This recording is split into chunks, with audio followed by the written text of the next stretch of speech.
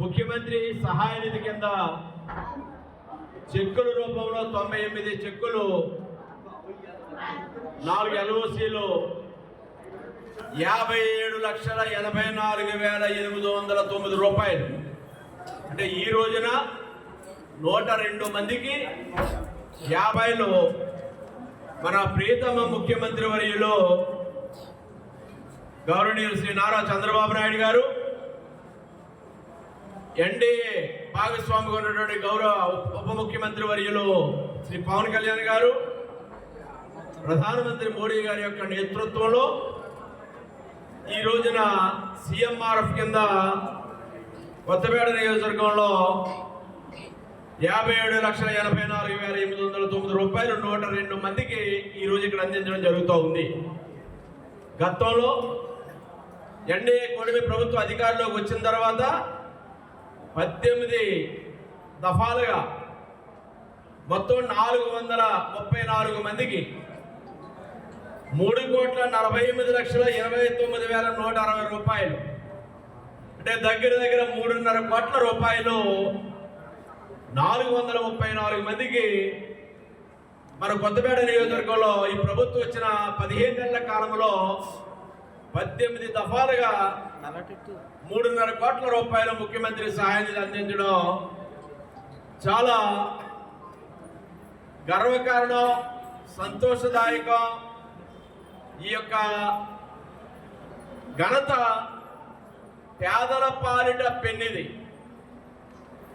పేదలకు పెద్దన్నగా ఉన్నటువంటి మన చంద్రన్న కల్పించిన అవకాశంగా సగౌరవంగా ముఖ్యమంత్రి గారికి హృదయపూర్వకమైనటువంటి కృతజ్ఞతలు తెలియజేసుకుంటూ ఉన్నాను. ఆర్థిక ఇబ్బందులు ఉన్నాయి. గతంలో మనం చూసాం, ముఖ్యమంత్రి సహాయ నిధి అంటే అందరి ద్రాక్ష మృగ్యం.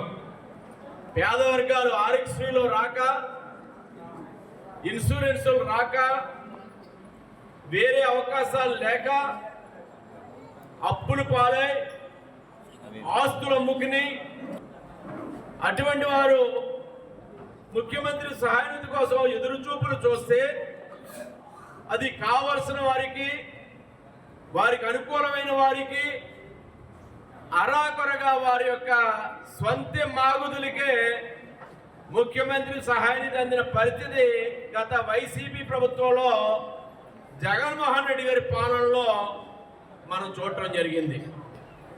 మరలా చంద్రబాబు నాయుడు గారు ఎన్డీఏ కూటమి ప్రభుత్వం అధికారంలోకి వచ్చిన తర్వాత పేదల పక్షపాతిగా పేద ప్రజల కోసం ముఖ్యమంత్రి సహాయ నిధిని చేతికి వెన్నెముక లేదు అన్నట్టుగా విరివిగా మొత్తం అంతా వారికి సహకరించేస్తామని కాదు, కానీ ఎంతో కొంత సహకారం, వేరే అవకాశాలు ఆరోగ్యశ్రీలో రాక, వేరే అవకాశాలు లేక దరఖాస్తులన్నీ తీసుకుని వారి యొక్క మెడికల్ రిపోర్ట్లన్నీ తీసుకుని ఈ కార్యక్రమంలో ఉన్న వారందరికీ కూడా నా ధన్యవాదాలు తెలియజేసుకుంటూ ఉన్నాను. Thank you, 1 and all.